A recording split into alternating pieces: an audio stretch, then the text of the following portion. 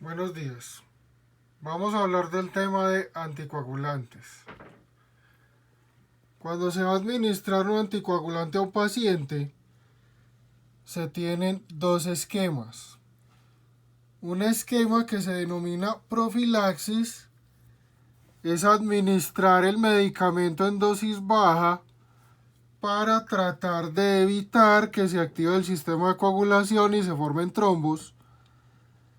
Y hay otro esquema que es de anticoagulación plena, que son dosis más altas y ya el trombo se formó, le estamos dando una dosis alta para que no aumente de tamaño el trombo y para que no se formen más trombos.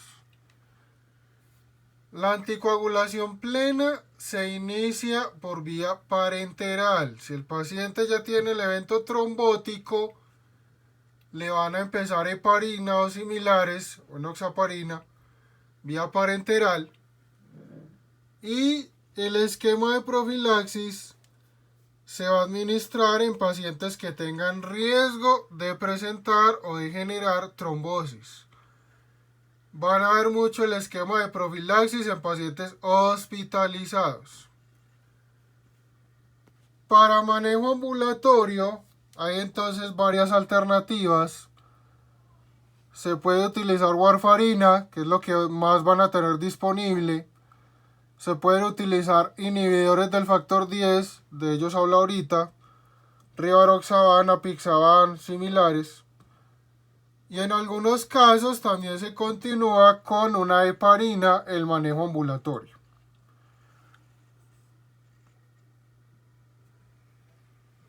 Si van a anticoagular, dosis plena, anticoagulación, dosis alta, con heparina estándar o heparina no fraccionada, hay que hacerle al paciente un examen que es el TTP, tiempo de tromboplastina parcial.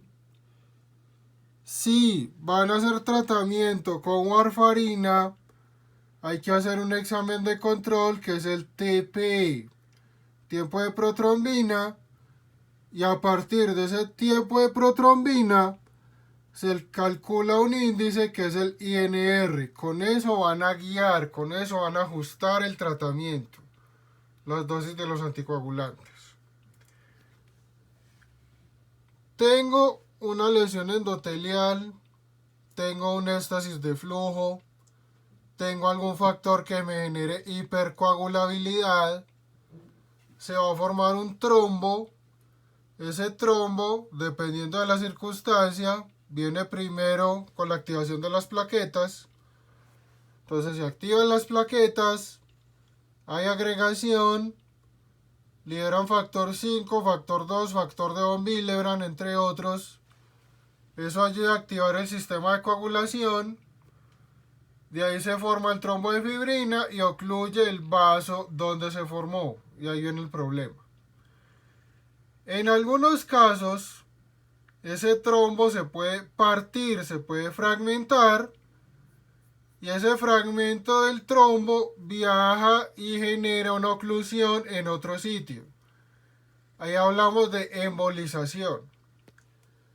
Cuando un paciente tiene una trombosis venosa profunda en miembros inferiores, si hay una embolización, lo habitual es que ese fragmento viaje al pulmón y el paciente tenga un tromboembolismo pulmonar o tiene riesgo de. Si es en otros sitios, por ejemplo, si tiene una fibrilación auricular, una dilatación de la aurícula, trombos dentro de la aurícula, si hay una embolización, generalmente esos trombos van al sistema nervioso y ese paciente puede presentar un evento cerebrovascular isquémico. Entonces el sitio de oclusión del trombo que se fragmentó y presentó la embolización depende del sitio. Triada de Virchow.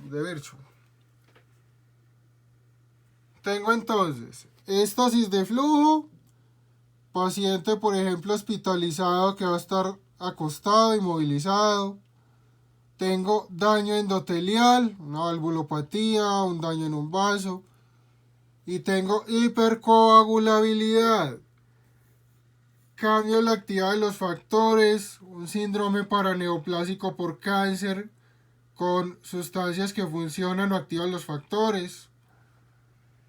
Entonces, por ejemplo, en el éxtasis está lo de la fibrilación auricular, valvulopatías. También, por ejemplo, está la inmovilización prolongada, la obesidad, el embarazo. Alteraciones en el endotelio, un infarto, aterosclerosis, infarto, ruptura de una placa, fracturas, la misma valvulopatía. Y de hipercoagulabilidad, el síndrome antifosfolípido, el factor 5 de Leiden, los anticonceptivos con estradiol generan hipercoagulabilidad. Incluso las presentaciones transdérmicas aumentan el riesgo de trombosis. Y también ahí está el cáncer y el embarazo como causas importantes. Por un lado entonces tengo las plaquetas. Hay algún estímulo, daño al endotelio, exposición de colágeno, ADP, calcio. Eso hace que se active la plaqueta. La plaqueta por medio de varios receptores como el 2GP, como la glicoproteína 2B3A, se agrega, libera factor 2, libera factor 5, libera factor de von Willebrand. Esas plaquetas los tienen almacenados y eso va a generar después una activación del sistema de coagulación. Entonces es una de las vías. Hace muchos años que se habla de que es un sistema integrado y no se recomienda enseñarlo así, pero todos lo aprendimos así y digamos que es un poquito más fácil que a uno se le quede explicándolo de ese modo. Entonces hablamos de una vía extrínseca y una vía intrínseca. La vía extrínseca tiene que ver con el factor 5, con el factor 7, con el factor 8. Y voy a tener una activación del factor 10. El factor 10 me va a activar, hace parte de la cascada que activa el factor 2. Y el factor 2, tengo ahí la trombina, de ahí la fibrina y se forma el trombo. Hay otra vía que es la vía intrínseca. En la vía intrínseca activo el 12 activa el 11, el 11 activa el 9 activa el 10 y el 10 al final activa el 2 y se forma el trombo.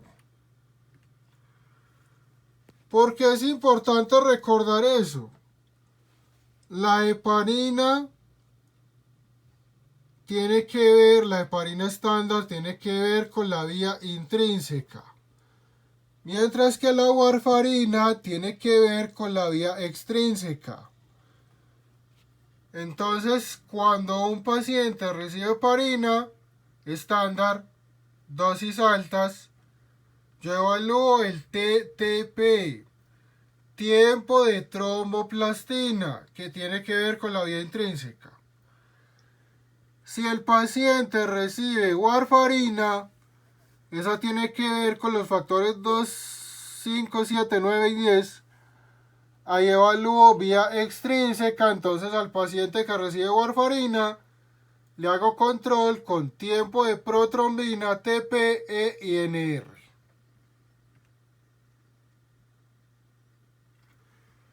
Al final, ese factor 10 va a generar que se active el factor 2 y ahí voy a tener la formación del trombo. También tengo unas vías que tienen efecto anticoagulante y unas vías que pueden disolver los trombos. El problema es que la vía para disolver los trombos es más lenta. Tengo entonces el activador tisular del plasminógeno. Ese activador tisular del plasminógeno va a iniciar un proceso para que el plasminógeno se convierta en plasmina y la plasmina va a alisar, va a destruir los trombos. Y con la parte de los anticoagulantes naturales tenemos la antitrombina 3. Esa es importante porque ahí actúa la heparina, lo explico ahorita. Y la proteína S y la proteína C. Esa proteína S y la proteína C tienen que ver con la warfarina. Entonces también son importantes. Hay medidas farmacológicas, está el esquema de profilaxis, la heparina estándar o la enoxaparina en dosis más bajas. Y también algunas medidas no farmacológicas como el uso de medidas de gradiente. Si el paciente ya tiene la trombosis venosa profunda, no le ponen, no le recomiendan, no se usan las medidas de gradiente. Tienen acción o tienen efecto como profilaxis. Mejoran la parte del retorno venoso en miembros inferiores, disminuyen el éxtasis venoso y eso disminuye el riesgo de formación de trombos. Paciente inmovilizado, viajes largos, fracturas, valvulopatía, daño endotelial, cáncer, quimioterapia, alteraciones en los factores de coagulación, embarazo. Todos esos factores hay que tenerlos en cuenta porque pueden generar trombosis venosa profunda. Y ojo, el riesgo principal de un paciente que ya tenga la trombosis venosa profunda es que presente un tromboembolismo pulmonar. Paciente con tromboembolismo pulmonar. Se ve más en paciente hospitalizado. Va a tener disnea. Va a tener taquicardia. Va a tener cianosis. Va a tener desaturación. Va a tener dolor torácico. Y es un cuadro de inicio súbito. Además, algunos de los pacientes, menos del 25%, presentan hemoptisis. Entonces, ojo, cuadro clínico, primero, pues el cuadro clínico compatible, pensar en, primero infarto, segundo tromboembolismo pulmonar. Esos diagnósticos son emergencia. Entonces, tengo ese paciente con ese posible cuadro.